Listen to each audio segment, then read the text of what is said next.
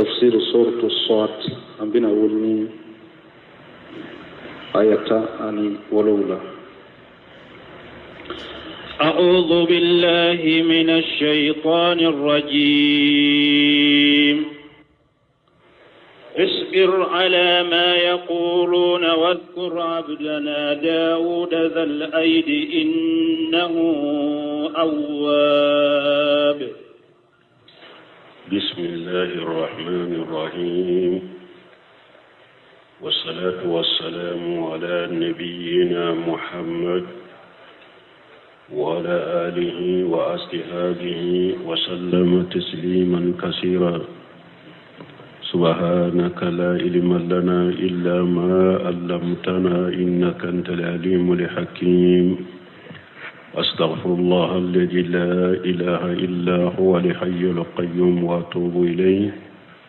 اللهم انفعنا بما علمتنا وعلمنا ما ينفعنا وزدنا علما.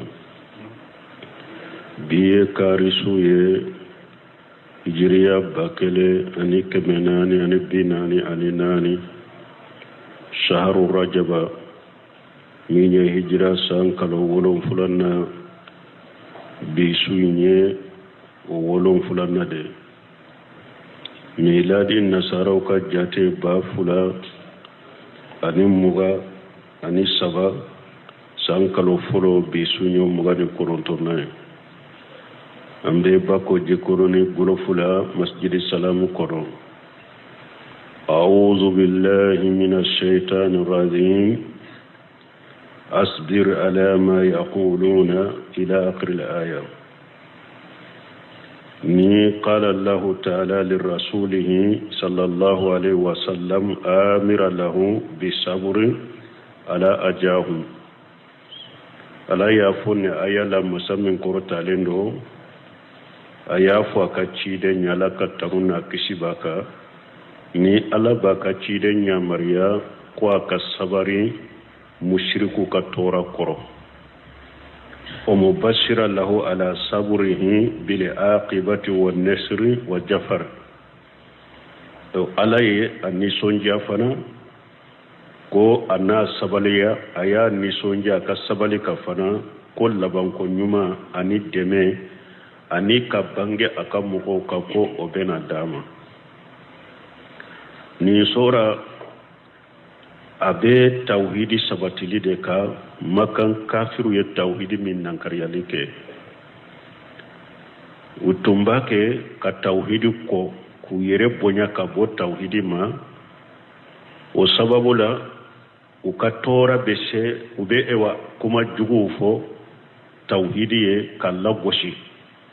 cide nyere be lagosi jama min ba nufe ubu lagosi maka kafiru tora shera ni sababe ma utora shera tawhidi maka tawhidi kele utora kumala mana ke wale ma ashera cide nyere ma utora ukatora kumala mana ke wale ma ashera cide ka tonyo ma ka jama donc ore to ala ya nyamaria ko cide ka sabale nimbe koro awo chabari ye qualité sabade cide nya beke sabru an mashiatillah wa sabru ala qadarillah mulima wa sabru ala taatillah ka sabali kala kuta ka toy ani ka sabali ala kala tige dimine unkoro ani ka sabali ala batoka me doni ko bawo ko sabali qualité sabay be min ka usana be asabru ala taatillah ka sabali ala batoka wode kanyine atobe no obore ani ka sabali ka kutai ka toy no obore ani ka sabali latiga dibine unkoro parce ni mo mi sabari la ka ala bato abe ko mi ala bato intesika ka bada ala bato do be o ten nyundi wo makoye ibe nin karaba ko anin dungo ndo toy o kofe ko ala bato fe odi ato kofula ka sabari ka ala bato kofula de yera ola fonnin dungo inde ka toy kele fulana foiki yire sabali fana ka bato inkede me minya sabrar mashati la wede ka ala kutai droka toy ko kele de yoye asabru ala aqdarillahi almulima o yede eka setol ala kala tigede bolela ka ola imma ina sabali inni dungoli ina sabali ka koto ala bolo imma har ni ma sabali jakwa sabali na bile ka oti sagola parce que yala kala tigede o yala ka tigede o de yato ka sabari ka ala bato o de be sabali kalite sabai beka o kofe ka sabali ka ala kutai ka toy ci de ni sabab beke asabari la ka kutaye ka toy asabari la ka la tige dimine unkoro asabari la ka ala batu sabari kalte sabai mbe chide nya be ka nyema donc ala ko chide ma asbir odete isbir ala ma yaquluna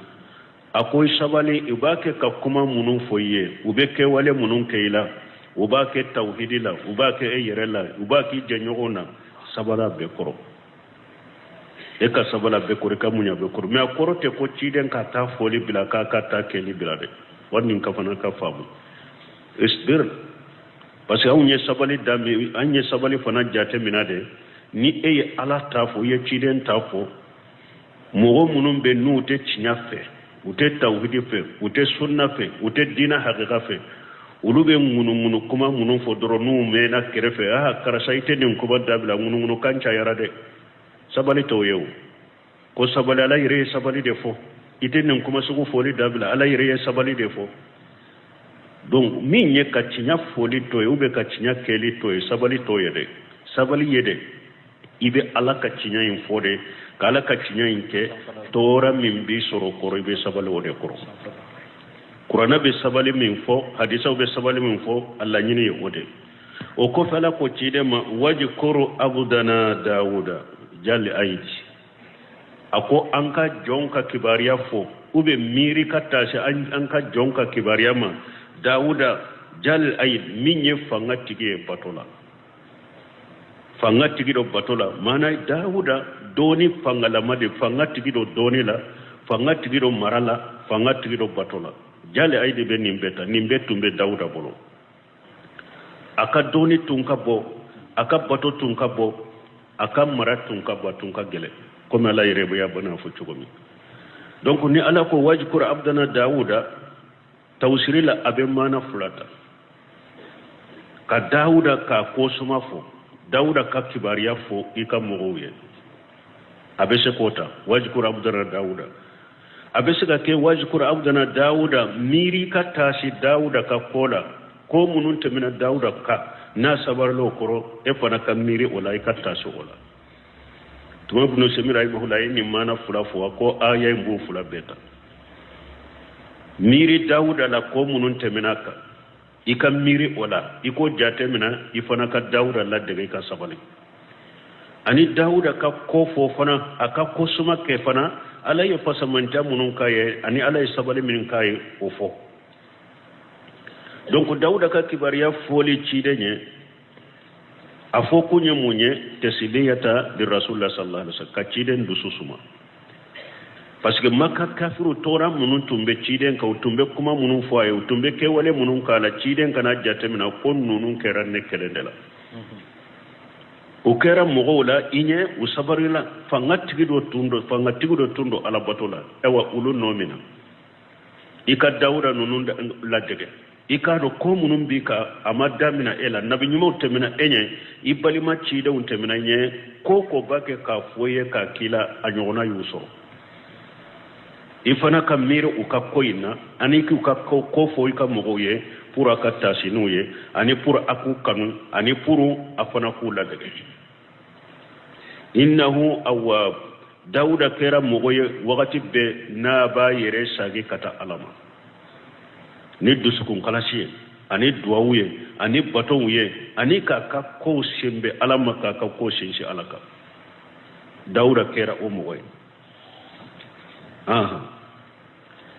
إنا سخرنا الجبال معه يسبحن بالعشي والإشراق إنا سخرنا الجبال معه ألاكو عليه كلو أفرا داودك يسبحن بالعشي والإشراق نقولون نونو بسبحان الله فو kafara dauda ka sogoma ani ulafe ala ne nin ke fasamanta dauda cidan yare ya kabbato fo anya fi sahihaini an rasulullah sallallahu alaihi wasallam annahu qala ahabbu salati ila allah ta'ala salatu dauda hadisan na bukhari muslimu kono ciden ko sallum mun kanunen do kata alama dauda ka sallu cogo mana nafila salli cogo min kanunen de kata alama dauda ka nafila salli cogo wa habbu siyami ila allah azza wa jalla siyamu dauda nafila sun fanala nafila sun cogo min kadi alaye dauda ka nafila sun cogo kana yanamu nisfa al-layl dauda alebe sutilance abo shinoko wa yaqumu sulusahu sutila sabana abojo alaye wa yanamu sulusahu sutila worona abo ke sinokola dauda kan nafila shugufule sufelala abe sutila tilance abo shinoko na ye tilance shinoko tilance laba min beto obe tila saba na abojo alaye worona tila worona abo ke sinokola mana ni fajiri bena mana ni ewa sutila sabana ni dauda yojo abe sunoko fana sani fajiri fana parce que fajiri fana la ani sinoko to kana wuli kata fajiri la ube fari fagalen kana wuli kata fajiri la dauda ka nafila sufe nafila chogo fule donc pour ka sutila sabana fana soro donc ko ni tile binna ni tile be bo eri minne kata tile na binna ani ni tile be bo eri minna ko kan nunun tila yoroma saba misali la nu ko sufela ye eri kononto de sutila sabana yata eri wolon fulana kata fajiri kenechi nu ko su ye leri kononto de tila sabana yata de eri wolon fulana damina kata fajiri kenechi nu ko suye eri tani fulade su tula sabana yata donc eri konontona kata fajiri kenechi nu ko su kata nitile bina ani fo kata tilebo su bebe eri tani fula donc eri konontona kata o damina la fo kata fajiri kenechi o de su tila sabana donc ni ba fe ka sutila sabana laba ko soro ko jo alaye abe soro nin cogo de la fasamanta bala fana tidon ko jinya suwosu ko sutila sabal labana ala yere bena jinya sanka bayna jombe ngole nkilamina jombe nya fa dele nkai yafima jombe ndele nkiso suwosu ala bena jinya sanka bayna ko fo sutila sabal labana donc dawuda tumbe o salli tila worona abo oshino wa kana yasumu yawma wa yuftiru yawma dawuda kasuncho ko fona abe donsu abe dommi na ye donsu abe dommi dawuda kasuncho ko tunye ninde wala yafirru ijalaha wa innahu kana awwaba wa dawuda tunye moy na tara kele yorola nani jugu benna ate boli ko kera chogo ate boli awa tunyam mogoye fana aba yere sage kata alama wati be awaba kore munyo wa innahu kana awaba wa huwa raja'u ila Allah azza wa jalla dauda yere sage bagade kata alama musammin ka bakorota lu fi jami umurihi wa su'unihi akakobela akalla halabela yere sage bagado kata alama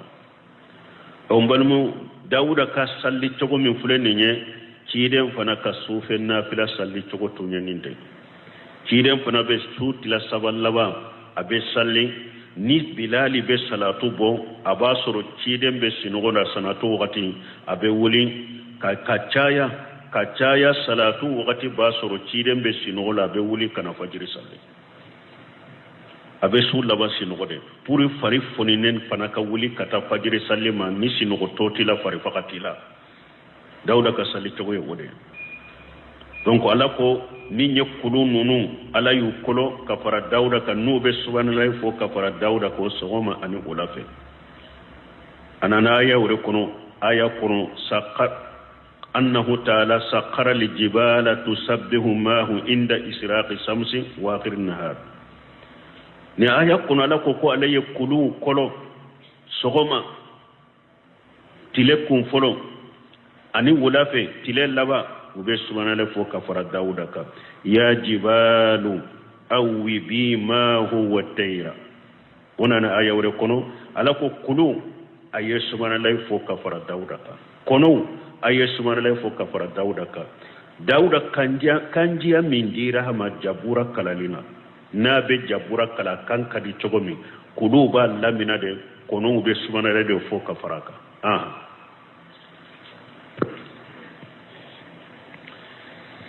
والطير محشورة كل له أواب والطير محشورة أو كنو فنا نولو فنا بيبا سامفلا لو وبيفرا نيوكون كا سامفلا لو وبانتو سني دوغوتشي وبيفرا نيوكون كا أسوانا يفو كفرا داودا كل نونم بي كنو lahu awwab nunun bebu yere sagi kata dauda mani dauda be sura la fonu ba fo kafaraka kulun ani kono nunun be ni dauda be subhanallahi fo ube nabe ewa jabura kala nunun be ba kala kafaraka ube subhanallahi fo kafaraka ala yokai na akan kadi kandia poso واشددنا ملكه وآتيناه الحكم وفصل الخطاب وشددنا ملكه على قول داود كمر لفنا جريا أي مر لما فنا داود ما أي جعلنا له ملكا كاملا من جميع ما يحتاج إليه الملوك ala ye dawda kamara like marali tafalende masake hatagilembe fengo fenna ikamara likono ala ya ke dawda wode to e ko wasadadina mulkahu wode ato tafsir kala ko jali aydi min fora dawda ye fanga tigi aka donela dawda ye fanga tigi aka maralila dawda ye fanga tigi batola وهل أتاك نبأ الخصم إذ تسوروا المحراب وهل أتاك نبأ القسيم ودروا وفصل الكتاب وما التوصيل وتيرا محصورة كل له أواب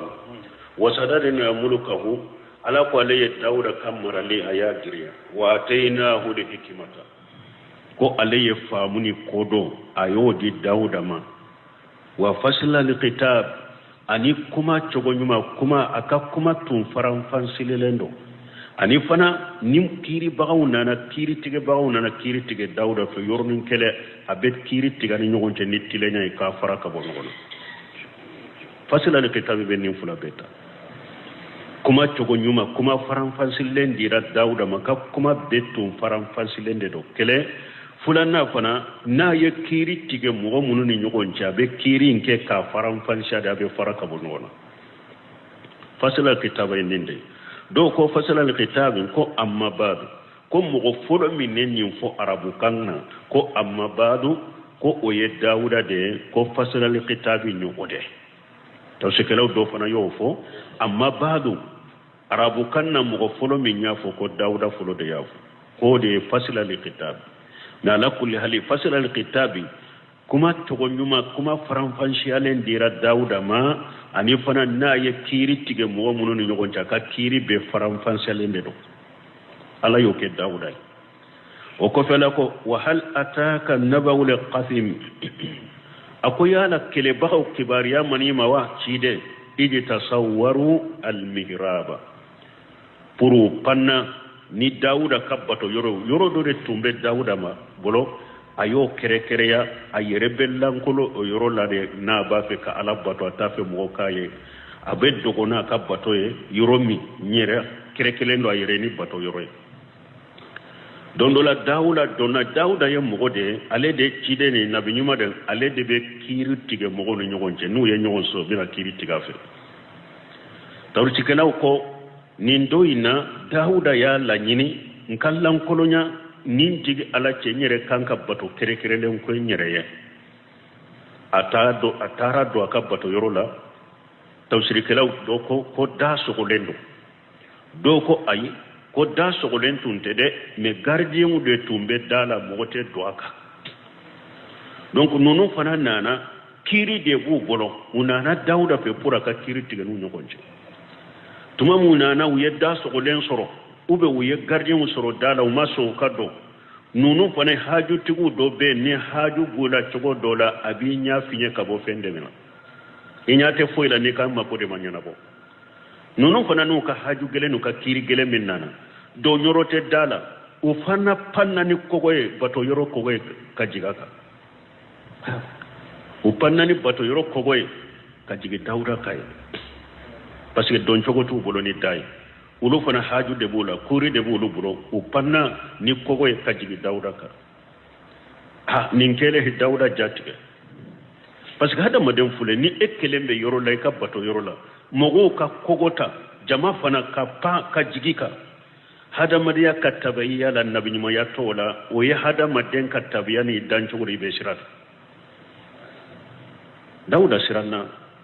bo kasami min fule ne nye doni ke ba haw doko jama kulu de do mogo fula tede jama kulu de do munun ko jama kulu do yo ka delate munye demirli jamu minana iji tasawwaru al mihra tasawwaru demirle jamu de do jama fula de do groupe fula de do nin groupe doy ani groupe fula de kere lawlu de ba fe kiri ka tige unu nyogonche unale dala don chogo masoro ni dai groupe fula imbe de panna ka jigaka ibe sero be tesera hanni mo kele panna ka jigika ka tun ika ibe sero jango groupe parce que eba miri eba jatemina nonu nanin faga de sisa groupe fula bere panna ka jigi dawda ka doko ayi kele bagayi mogo fura de do munun fana ko mogo fura do ulo fana bunu ka de lafo aya kono doko mogo fura de panna ni kogo ye ka duaka doko ay groupe fula do semir ko rahimahullah akom minni aya sama jogo be nyigonta ka ke groupe fula parce que ni groupe fula fana panna groupe fula ka pa ka tu ika shirani jorobo fana la kateme mogo fula ka sirani joro ni jatige bo fana la kateme ni mogo fula panna ka jigi ika parce que ni groupe fula ko ni panna ka jigi ka ni ye ulu ye o tunna ika ni be jigi kono nonu nanin fagade donc groupe fula panna ka jigi dawuda ka kele baga fula yala ulu ka kibariya mana ina ba bo do ba fo ko nin kele baga fula ko malikiya fula de do ko malikiya fula donc bunkasiri yere beno galontiga bunkasiri ko qad jakkara al mufassiruna ha huna qissatan aksaruha maqud min al israiliyat ako tawsir kelaw be qissa do foya ako qissa njama bora barisran kawda ka kuma kono israiliyat wude do wala yusbitu fiha an masumi hadithu yajibu itibahu ako o qissa ko hadisa masabata la ka bom mo tangalay mbolo min yetti de nye hadisa men nan be se katuba ko fal awla an yuqtasar ala mujarradi tilawati hadhihi qissati akom min kaka ala yenni qissa fo chugo mi qur'ana ko la hala min nadro an kadda ula an kana fe wore faraka ala qissa illa kala nye chugo mi qur'ana kono an kadda ula wa an yuradda ilmuha ila Allah azza wa jalla qisain to kadoni mi mafwanya hadisa kono e qur'ana ayen kono hadisa sahle manala an ko doni sage kata alama fa innal qur'anu haqqu wa ma tadawwana fa huwa haqqu aida parce que qur'ana ye tinyade min be qur'ana kono fana tinyade tuguni donc qur'ana ye qisal la kalanye kadda yoro mi an kadda yoro la de do ba fo ko malikiya fula de do qisa nye jumae ko Dawuda ko muso bi kononto de tumbe Dawuda buro me ko Dawuda ka mara bawo aka jama konona la aka kele bolo munumba bolo aka jama in konona la ko che do be ko muso do tumbo bolo ko muso che kanyi kosobo ko muso diara Dawuda bo ko muso in chogo fana te Dawuda bolo abe muso mina chela chogo de kafuru o cogo o soro cogo t'a bolo ko a ye feere juman tigɛ ko dawuda ye feere de tigɛ ka kɛlɛ bolo dɔ forme ka muso in cɛ bila a ka taa kɛlɛ yɔrɔ la pour a ka sa ale na a ka muso in ta ka fara ka muso 99 in kan yala o hari mɔgɔ senfulu ni bɛ nin kɛ wa jankala ka nabi ɲuman mɔgɔ senfulu yala hari mɔgɔ senfulu tɛ silama senfulu tɛ i bɛ nin kɛ wa janko ala ka ci ala ka nabi ɲuman mais yahudiyaw de ka galon filɛ nin ye n'o y'a da dawuda la mais yahudiyaw mɔgɔ minnu ma ala yɛrɛ to ye o olu bɛ se ka ala ka nabi ɲuman de to minnu ko ala yɛrɛ saba de minnu ko ala yɛrɛ bolo sirilen de don daga jɔlɔkɔw de bɛ ala bolo la minnu ko ala yɛrɛ fantan de minnu ko ala ye san kaba wolonfila dugumakolo wolonfila da tile wolonfila kɔnɔ ko samedi do ko a sɛgɛnna de a y'a yɛrɛ lafiya minnu ka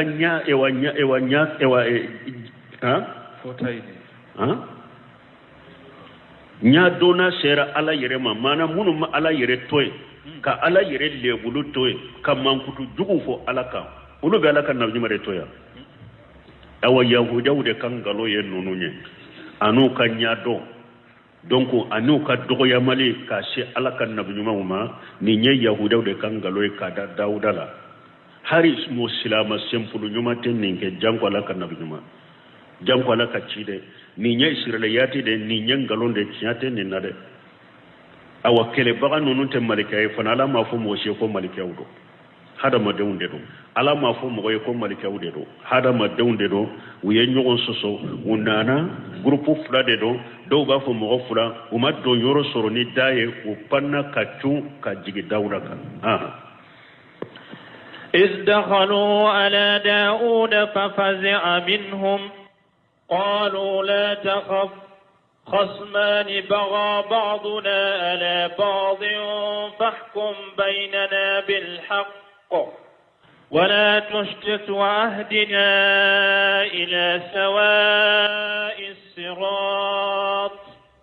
إذ دخلوا على داود تما من نجم كل فلين دون داود كوبنا كان دون فتون كوي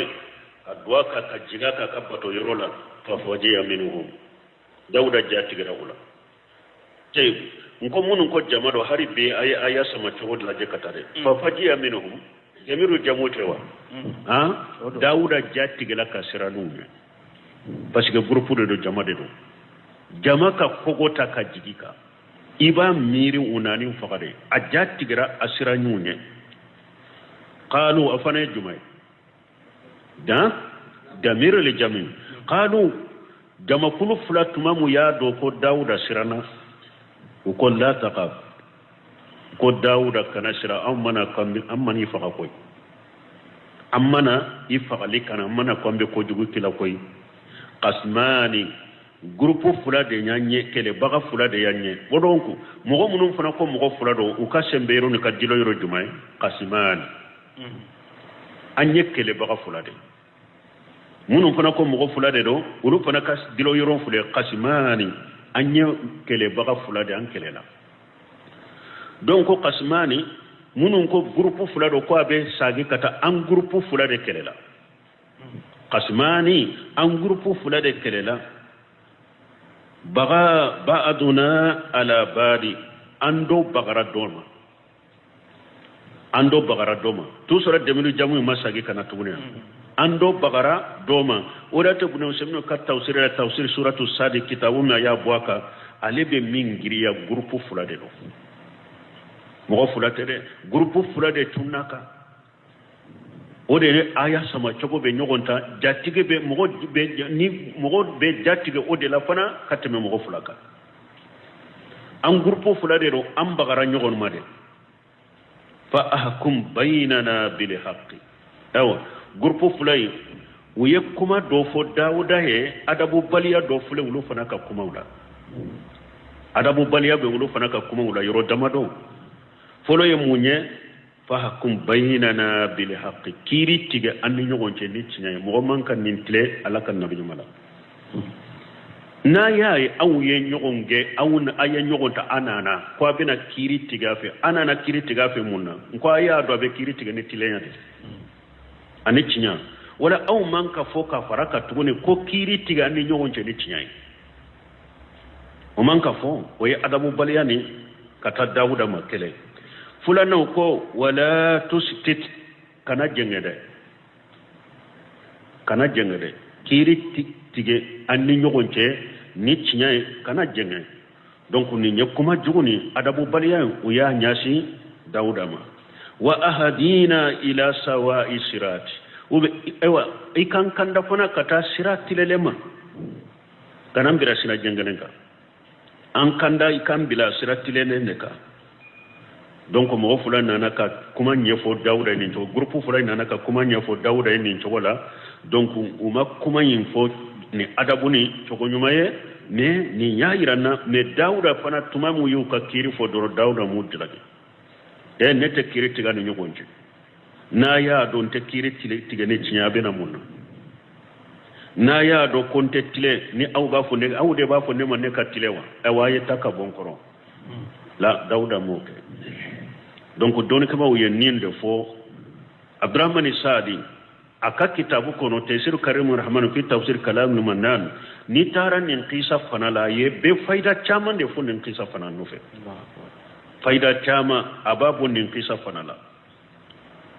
donc akon ni yaira ka fo ja kiri tigala mogo munun nana kiri tigi ife hari nu doye adabu baliya ki koro chogo mimbe eka nu mina no ye wajiblembe eka kiri tige tilenya ku kwa kiri tige amanka eka foko ibe juguyata ku segera ko pasige uma kuma chogonya ube unani ka biro kono uma bara chogonya e fana ka jengeni oye ube ka baka kiri tigeni oye ube ka dimu korone oye kiri tigela manka oke hari ni mogo nana e fa ka birola ay adabu baliya kila chogo e ka sabali ka munya koro mimbe eka ka kiri tigeni haqiqa ya fo chogo mi i kana baka ka kiri tiga ko pasga ya adabu baliya ke pasga dauda moke nunu nya adabu baliya ta ka segere me dauda mu jalagi amuna ni amu foi ayu ka kiri tige ka duma إن هذا أخ له 99 ناجة ولي ناجة واحدة فقال أكفنيها وعزني في الخطاب kiri sisa ubena ibaki tibodo tele jamakulu fulay mbafe kado ka kiri fo ko mumbu muskila mumbu no ngonche inna haja akhi doko munun fana ko mo gofula lo ka sembe yoro wore fulen kele baga fulay kele ko inna haja akhi akon ni nyambali made isemino ko fayda do go yam fana ja kele fulen ni nunu ngonche ngon soso fulen nunu ngonche uye nyogon soso nyogon sama no nyogon cede meddu sukun kono uma nyogon konia haribi soso le bonu nyogon ce me akwa ma kombalima soso li mase u kan nyogon fonko nyogon kan nyogon soso mase u sukun ama konia do ni nyogon ce haribi abake ka wele ko aka balima inna haja aqi ni nyen ka balima de lahu 99 na ajata saga bi kononto de ba albo saga muso bi kononto de ba alebolo wali anna ajatu wahidatu saga muso kelen de be ne bolo faqala ko akfilini ha aw akoy ka saga kele amara nema mana adinema nka faranka saga bi kononto kan ne ka saga ka dafa keme elan kolombe to wonu munun ko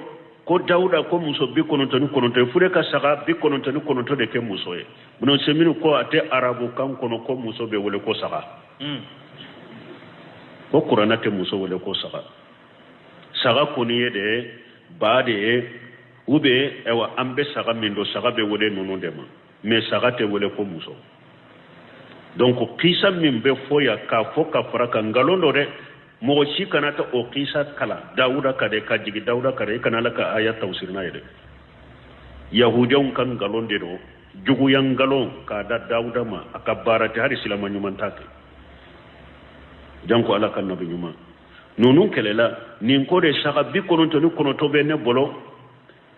ako ewa saka kelembe saka bi kononto ni konoto ba le bolo saka kelembe be ne bolo ako ne kin ka saka muso kelendi alema wa ajjani fil kitab ewa aserin ma fana kuma fana la de aserin na kuma fana la ale serin na kelela aserin na kuma la jakwa nka saka muso ka boshina kafara ataka قال لقد ظلمك بسؤال نعجتك إلى نعاجه وإن كثيرا من الخلطاء ليبغي بعضهم على بعض إلا الذين آمنوا وعملوا الصالحات وقليل ما هم وظن داود أنما فتناه فاستغفر ربه وخر راكعا وأناب قال تمامي كلا بغفلا تلنين نفدرو داودا بولو دو كمونه ني عبد الرحمن السادي علي ما جلاجي بداودا كايا ko do be dawda jaragi ko ayek mo kelende kap kuma me ama fulanna illame amo nyinen ka ye kiritige ako munya to ko dawda ye kiritige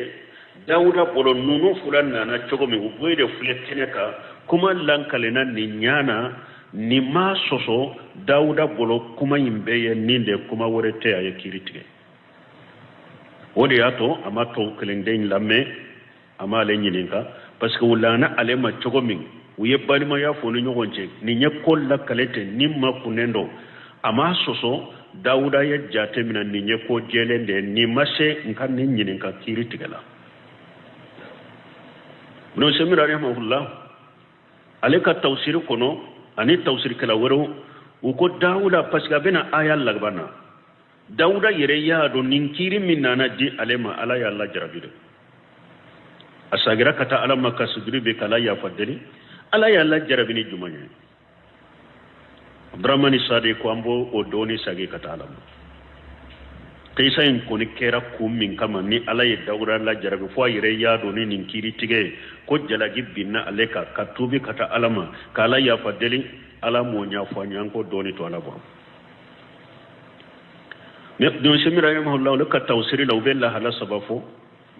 dawula ya do jalagi binna aleka no la hala sabai la hala folo dawuda ye kiri tigila bemma ko bebla kiri tigila ni bemma ko beila e kana ta koy beta bato ke bato min nafa bi yereka hada madum mako nyana bolin nafa o brajin o bi kelen ka bato nye pasi kelen ka bato bi kelen pewde me ibe hada madum kam mako nyana boli binna o braji te e kelen ka o braji beteme kata mo wore de ma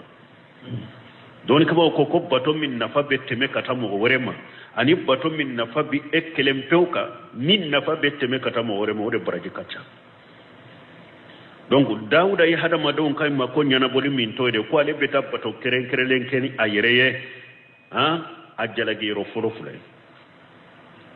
ala ya jalagi ni nyoro de la ebe la halamina be mako be ela e manka ta do ika bato yere la koy kelembe bato ke yere mimbi nafa kamo otoy akon ni nyekelenye fulana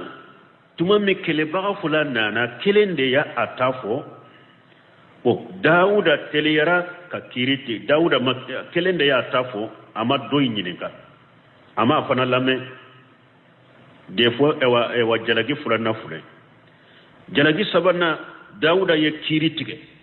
qala ko laqad jalamaka bisuwali najatika ila niajihi dauda ko ayitono saga bi kononto tigi minyi enyine ka koy ka saga muso kele koy ka adi alema ka farata ka ayitono kiri fule ka tige donc ko dauda ka jalagi yoro kera ni yoro sabade tumama ye kiri tige ka ba pew ayere yado ko ajalagila ay ala ya fadeli asagira kata alama ni ibnu simra la ka tawsir ta ben nim fen sabade fo na Abdurrahman Sadi ba fo jalagi kun ajalagi kunna sage kun ni ala ye ninkiri na te puraka aw aka jalagi ko minna ko alamo fanyan ko doni sagi katalama me tafsir kelaw be ko min fonni ko sabade do na kelentera a kelentara dobbato yoro la kamugo mako nyana boli toy kele a fulanna ni nya atafo amanni fana lamme sabana aye kirite kasoro ni nka kuma mafo donc a jalagiro fulani yoro sabade la qala dauda ko laqad jalamaka biswali najatika ila ni ajihi akwa yitono na yikasaga muso kele nyininka ife ka nyinife ka fara akasaga bi konontori ka ayitono wa inna kathira min alqulatai me dauda ko au tan doronte ni nyode ako mo chaman de be mo chama barakela nyogon la chaman de be mo nyagambile chaman be ni mo munun farla nyogon ka nube barake nyogon ka nu je nyogonya chaman de be nu farla nyogon ka ka je nyogonya ke la yabo khin ba'duhum wala ba'du udobe baga dola de ka fo chaman de be mo chaman de be nu nyagambira dro ka farla nyogon ka yorola dro dobe do tonyode aw kelen to yede ninye je nyogo chaman de kala halafule ninye nu jera dro farla nyogon ka yorola dro ube nyogon tonyode aw mbal maharibi shiso te ube nin togodela mo munun be fara nyogon ka ke kuluye ka ke jamaye ka fara nyogon ka bara dora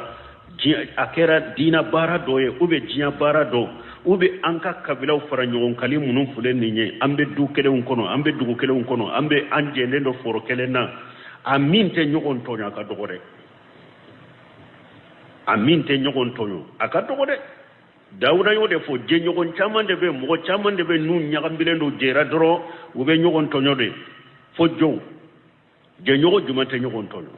u farla nyogon ka jiya ko law te nyogon tonyo u farla nyogon ka dina ko law te nyogon tonyo u farla nyogon ka nafolo ko law te nyogon tonyo illa allazina amanu fo mo munul liman yara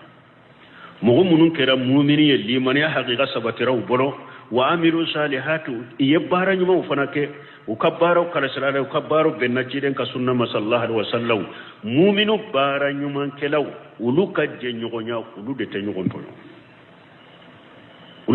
tonyo de mu'minu bara nyuma kelaw ujera jiya kolaw ute nyogon tonyo ujera jiya kolaw ute nyogon tonyo ujera nafulo kolaw ute nyogon tonyo mu'minu bara nyuma kelaw sino hadama den chaman be nu jera dro farla nyogon ka dro be nyogon tonyo wa khalilum ma hum awa o fana ka dogo mo la mu'mini bara nyuma kela ka dogo mo la fana de subhanallah mu'mini bara nyuma kela o ka dogo mo la de donc o de yato hari aya wure kono ni ala ko qur'ana aya kono wama aksarun nas walau harasitan bi mu'minin ala ko mo chamante hari ni e ya kanu de ko mo chamante ke mu'mine de mo chamante ke mu'mine de donc mbani mo mu'mini bara nyuma kela bara kala sirada benna ciden ka sunnama o kaddo ko jiya kono de wala hada maden kana minye e wa chinya kanata jama chama la fana kanata chinya ta jama chama la nimbe ko fede parce que mugo mi wakati be mugo munu soro mu'minu ye wakati be mugo munu soro bara nyuma kela uye iba ulu soro jama kulu fitini de u jama mancha de ibu soro jama kulu fitini de u jama mancha donc la dauda fule ko de iraya je nyogo unye nyogo ntonyo baga de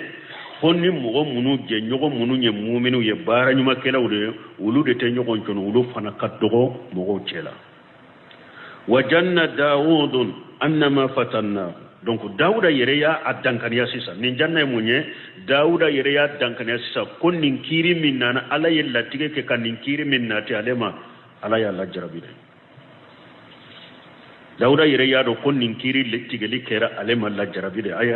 ala ya la jarabide ayre hakiri nana fastaghfara rabbahu ayati ala ya fadeli ko ala ka ya fama de fummi nyasor ko ala ka ya fama wala wa kharra raki'an wa anaba dauda ya kumbile mina kasujudi bi alayka yare sagi katalama aha ayado ala ya la jarabi mun la jarabi kera jumaye an ko de la abdurrahman sadi ko an ka to wala bul ala ma fonni mais an ko buno semine ko rahimahullah ko saba nyako saba min fokateme la jarabin kunye ode jawda ya do ko ayedde foke kiri tige nan nunu yoro saba indela aya yere sagi kata alama ka kumbele mina ka sudribi alaye ka sagi kata alama ka ala ya fadeli ay ala ya fadeli ala ya farama janna dauda nama fatannahu fastaghfara rabbahu wa kharra rakiya wa anaba donc kiri min fuleni nye hada madonde nanade anya fo anko kiri la mimbe fo ko malikawde nonu nye tiata la de alama malika fu yekoy hada madonde nana kiri tige dauda fi kele fulana muso ko mimbe fo ngalo kana fo dauda ka barata make israila yati do yahuda ngalondo no yada dauda la tiata la de donc mo kan yoro non ko rosi qisaina qur'ana ya nati cogomi iba fo cogola nafa chama ni faida chama be qisaina dauda fuleka kirin tige nonu ni nyogonche amu jaragi ama funtaka kiri tige parce que ay adabu baliyata kan segere dauda mu o fo mo gosiye donc ay kirin tige fana ko ka kiri duma فغفرنا له ذلك وإن له عندنا لزلفى وحسن مآب نيا يرا كو نبي نيمو وبقتو مسمانو نبي نيمو فله وكسلين دو كبه مشرك يما جنوبو كمباباني جنوبو فتني نبي نيمو كسلين دو كبولو موتو لوكن مي قتو مسمانو دوبن نبي نيمو سورو مي الا تو سبتا كفنا nu yake yoromi dro ala du tembi wa bu hakli jigi dro ube sagi ko dauda nunu nabi nyuma nunu ka kataw yode te komi junubu de nabi nyuma kisilendo ka bo fulan ka fo yama fitini na ko baba nabi nyuma kisilene ka fo kabaira junubu ni junubu fitini nabi nyuma kisilendo ka bo uluma nabi nyuma be kataw mi senu do de ke mo wode ato ko mo nyuma ewa ko mogo to ka minye mogo to ka baraji soro fenye woye nabi nyuma ni ala ka cido ka katawuye mogo to ka baraji soro fenye minye woye nabi nyuma ka katawuye ute kabaira junubu ke ute junubu miseke ute fulan ka fu yakumba bana fitini nabi nyuma to ko tangalendo ka boma me kataw mise manu bu soro me ala to sabataka woye nun kede babu hakri jigo busa wesa be ko woda to alako fa qafarna lahu jalika qataw mun tumbe dauda soro qataw min tumye dauda soro ni alay nin kiri bagawunati aka kirin tige ayere ka bo qataw in kalama ka sagi kata alama ala ko ale alay junubu nya fay qataw aya ya fay fa qafarna lahu zalika wa qataw ni alaya ya fa daudai wa inna lahu indana la julufa wa dauda yemu gode ne ala fe mo munun gerelembe ne ala la dauda yewlo dode dauda gerelembe surunyalendo gerelendo ne alama lagara wa husna maabi sagiro nyumande be dauda ne alafe gere nyogonya be dauda ye ne alafe na be gerene la lagara e wa sagiro nyumade be dauda ye ne alafe lagara يا داود إنا جعلناك خليفة في الأرض فاحكم بين الناس بالحق ولا تتبع الهوى فيضلك عن سبيل الله إن الذين يضلون عن سبيل الله لهم عذاب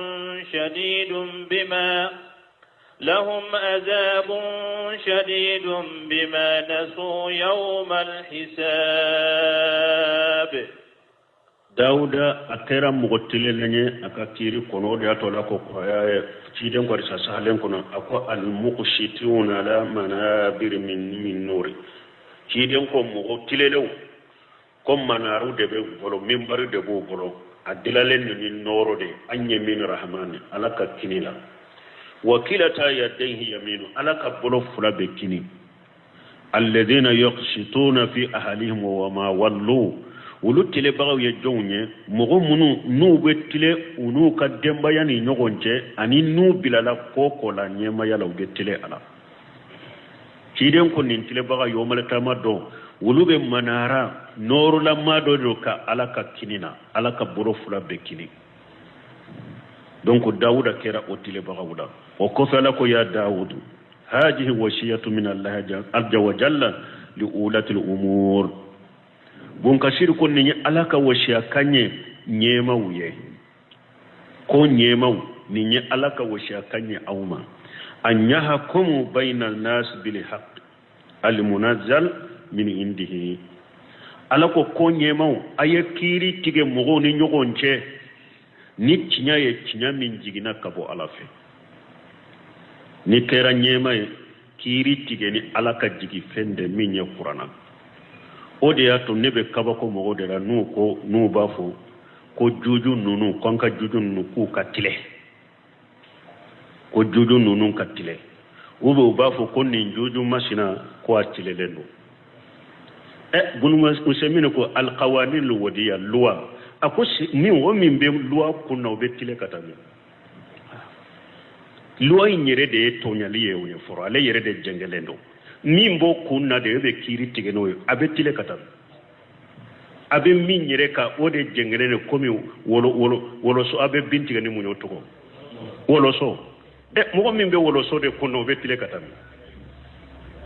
loi nyere de ngalonye ale yere de tonyali ni mbo kunna ebe kiri tigeno o be tile katami ko juju katile ube ni nya juju tile lenye akatile nya be mi aybe mi nyere ka ode jengeleno ibe tile katami tile nya de alaka jigi fe alay chinya min jigi tile nya be keni ode ka kiri tigeno ode sino ibe fe kunna ni alatate ibe tile katami tile yoro te o yoro law ambe ala de dele ala ka nu nyuma boala ala ka nyuma boala de sino luwate se ka tine kata yoroshi qawanin al wadiya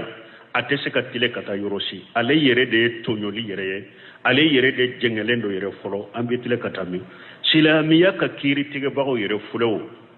ci dañu tile kata sabare ako kelem taw de be arjanna to fula be tasuma ko wayede munum be kiri tiga ne qur'ana ni sunna ede sharia ede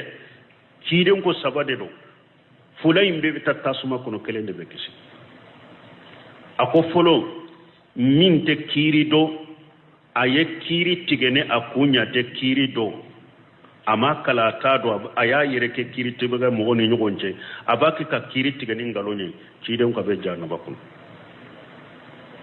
fulanna abe kiri do de akalana de abe kiri do de ajengena kiri tigela abe janno bakon sabana abe kiri do kiri tige to atirela fana kiri na katige ala taka ala ye tinya minyira la ye kiri tige ne tinya ci den ko ninde be kisi ninde be arjanna ni nye silamiya yere sariya ka kiri te bawo de tila ka fule ka tila sabaye fula be tasuma kono kele ne be kisi min be loi kurna do qawanin al wadiya min bo kurna do ala kan nu nyumande wala ka tubo no yuye ka yele makka bo jamana kono kana ni islama sariya amen donc gun kasiro ko ni nyewoshi akanye ka bo alafe kata ko nyema uma aka kiri tigani cinya min jigina ka bo alafe wala yadilu anhu akana jenge kabo ala tama de tinyai made fayadillu an sabilillah nabi fili kabo ala kashirama wa gari tawaadan tabaraka wa taala ewa ala yallahi ulike fana man dalla an sabilihi ala kuni mugo fili la kabo ala kashirama wa tanasa yawmal hisaba ayi yirenyina korosili donko bil wa'idil akidi wal ajab ala yakankari dayde kallahiru tayede kankari gele anilla jaban gele ko bi nyalla garade kankari taraye lahiru taraye ko ni mugo jengena de yesira bilade ki fili ka bo shiraka ki yere nyina la garako ki ka sago ke jinya ka kiri tigela awa ala ko la jaba gelembe yalla garade wodi atola ko ya daud ako dauda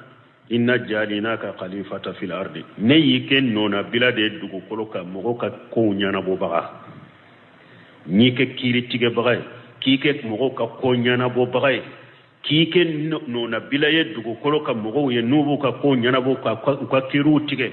fahkum bayna an-nas bil haqq dawuda kiri tige mo no nyogo sene tiñayde la hawla wala quwwata illa billah ni ñi ala yere kan nabi ñumani ala ka ciide ala fule ka koñe shama ko aka kiri tige ni tiñayde mogo todu ni njiya ñanama ala ka ñumam wala koy ala ka liman yani ala nya sranya bila hadama dum diskunna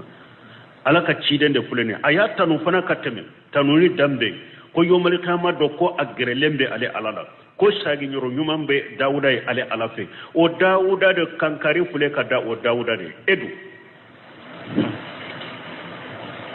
ni ematile be ke togodi fahkum bayna an-nas bil haqq dawuda kiri tige mo woni nyogon cene tile nyai wara tata bil hawa dawuda ikane tungini ndungo ko de kanin nin dungom bato de fayudillaka an sabilillah nin dungom bato bi fili kabo ala kasiram awon balimo fili banti chamambe bidia mo chamambe mumba bila fili bantani la da jugni bidia la nin dungo bato be mo fili de nin dungo bato libi hadama den fili de mo be la da jugula kabila wula mogo be galongalona mogo be bidia la mogo be jahiliya jahilene fili banta benin dungo bebe cinya do shi saw ko ni duni dew fer law ba fo yere de ko cinya la itaka gele de suma le de cinya de me aka gele de donc o yere ye cinya do sa nin dungo de bila ko aka gele de sino abe cinya fo de me aka kuma ka giride mais pourta ci ñawdo fana ha wi yere ben ninde fo ko aka kuma ka gride ko ka gelede mais pourta ci ñawde do fana de fu jama jo de pijian ko no yere mina la gara yere mona fono kana nindi ngo batu fayudillaka an sabilillah nindi ngo batu nabi filika bo ala kasirama innal ladhina yadilluna an sabilillah awa mugo fana be fili kabo ala kasirama lahuma jabun shadidu dawuda la jaba gelende be ulu ye koy bima nasu yawmal hisabi uyu yere nyina korosili donc uyu yere nyina qiyama min ko kunindi ngo bato mugo keraw chogola dawuda danga kata gelende bay la garade bal malakan kisi nindi ngo bato made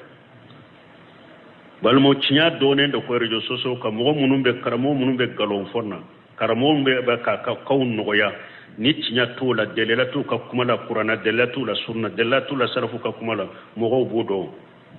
me utuguru ka kuma ko ku tomo ku ke ka tugu ko nu ni ndungo de parce que o de be uma sino mo munumbe kuma ni qur'ana ni sunna la fa musalafu salu u yere bado cho cinya ni de tay bonna ba fe ka cinya min nyini domi abe werew mais komi bilali ka gelama abe tugu no ya tigi ntako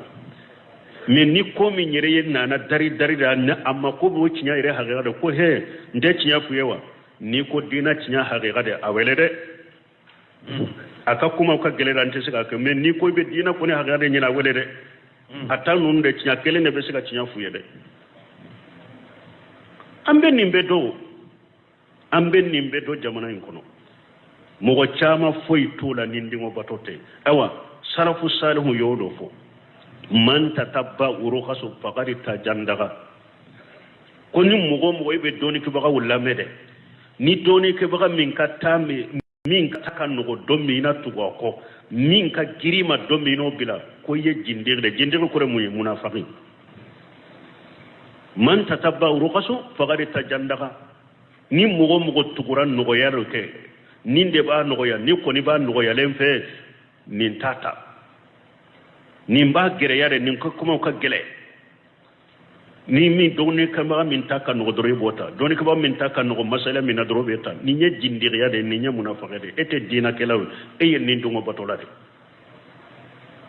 awa nin dungo batola fana filibantida bi fili kabo ala kasira de ma mogo fana filila kabo ala kasira ma la jaba gelende biye lo mare kama do iye nyina limminke iye nyina na qiyama min kode ni ma baraka yere ni ka jiyan antere ni ka jiyan na fata kinyina lagara min kode wallahi do la jaba gelen bi qiyama bal malakan tisala kantanga nin dungo alaka foshe ka bonna de wo jama filibantiya do filibantido do kono kabilaw kono dugu kono misiru kono kiun kono fengore to koy nin dungo bato doronde do bebe cinya do sisa e wo huja jolem be ka koy e pimbe min fo munum be cinya yum fo aye kuraji soro aka sabati aka cinya yum fo nafa bade bala ko nafa bade bala bi min an ka jiyan labai na shaw salu fawjani ko ala yere de ya ka kiri masa ka kodo masa folo jihadu de tumbe nin dina chari salafu tilela tabinau tilela o yasuru nimina ute mi korokote arjo kote telefoni kote ni islamiya sera mugo munu madros wulila katawu jihadu de kasasiya jihadu de be islamiya lase mugo ma jihadu de islamiya janse akotuma mi jihadu tala sisa alaye munna te kabila jihadu nola ka dina jense ka tinya jense ka kiden ka dina mi fulene ka jense ka tinya bange mugo ye nimminaw mikoro radio soso facebook feun nunun na kabila jihadu no de la sisa ta da ikaso kono na de ko wajuli nete ta fe kame ta da ikaso kono na de ni bogo min kalama de mogo dobe iterike dobe imalu ya mogo be do isame mogo dobe abe woje yimbila ikatal fori koni dale mballa me kadilanga ube itteme to kare kalona ni na me do katal fori koni la imamu na maliku nunun tilela alhamdulillah mikoro tumbe ya ate uka kuma utambolo ya abia disukun kala si doro nyawde fo mikoro ya ala kanne mai ala ya kanye alhamdulillah rabbil alamin be misiri kono sa kuma be me anyuma ala de yenninke ewa abora mikoro fana ala ye mun fara ke tembe min kaboni ni mikoro fara way jumay alhamdulillah ni dirisun nunu sisa dirisu be sisa direti an fule min na ya aw balla me chogo mi mo ba la me amerika o chogo kelena mogo ba ke kallame france o chogo kelena mogo ba ke kallama no fe sauda o chogo kelena he o mambo mikoro e ko boy mikoro ko ni bedda ki indela na kam bora kata na be kerema bedda ki indela men ni jian fanta nani be ni rejo soso beta rejo soso beta alhamdulillah rabbil alamin dawa kelo kan kala tanu de munum be kuma ni qur'ana ka kuma ni sunna ala fala fam salafu salim kan nin tawhid jensi akana jo awere la de ni erjo soso basse robela tendira masisa min kabbo mikro yere mikro danye kinde me jiya fanta nani du ala yo dama ni erjo kasisa ni mat adla medretila antila la dro atila la dro abese bema ibeta daika lika ibe jiya yoro ibe ka telefoni da iba belame mimbe chinyata tade minte chinyata huja jolembe beka yomal kama do mo site seka jo isem fulaka ala qur'a kontigala amashene mantu ntado de o siko kuma talaw o wasaraw ni huja jore ka kuma tibolo la garo wasaraw kana tayre ko neta te ka kuma nunu mere jankan ka barake nu kana barako me qiyama ko no huja jore ka kuma tibula la koro ni nya ala tanu bade donc mbaluma wode ya to doni ke baw ko mo be dugu baw kono bi huja tibolo de wa uhiya ilayya hajal qur'an li unjirakum bihi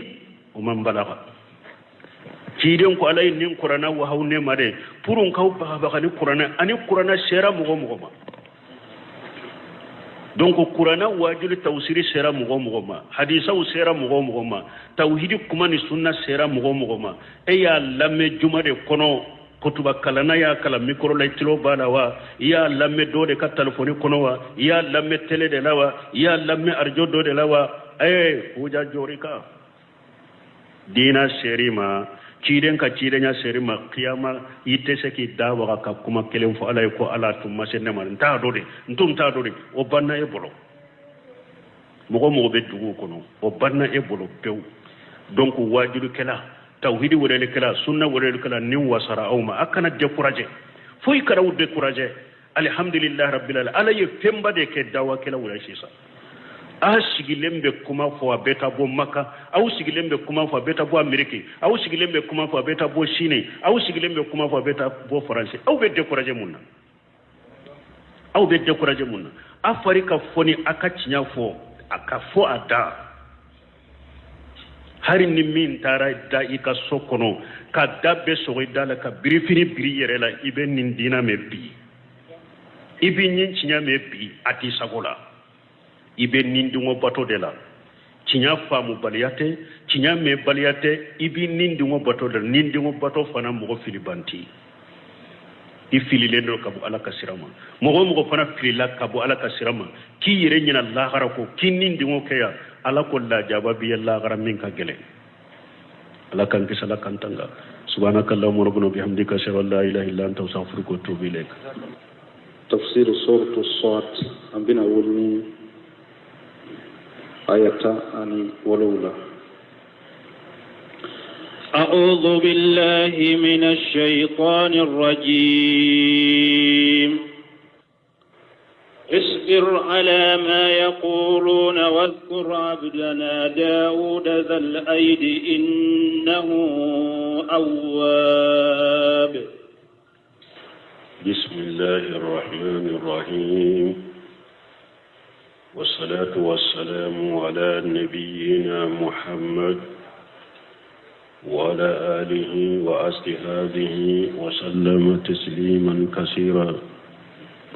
سبحانك لا علم لنا إلا ما علمتنا إنك أنت العليم الحكيم أستغفر الله الذي لا إله إلا هو الحي القيوم وأتوب إليه اللهم انفعنا بما علمتنا وعلمنا ما ينفعنا وزدنا علما biye karisuye hijriya bakele ani kemenani ani binani ani nani shaharu rajaba minye hijra sankalo wolon fulanna bisuye wolon fulanna de miladi nasa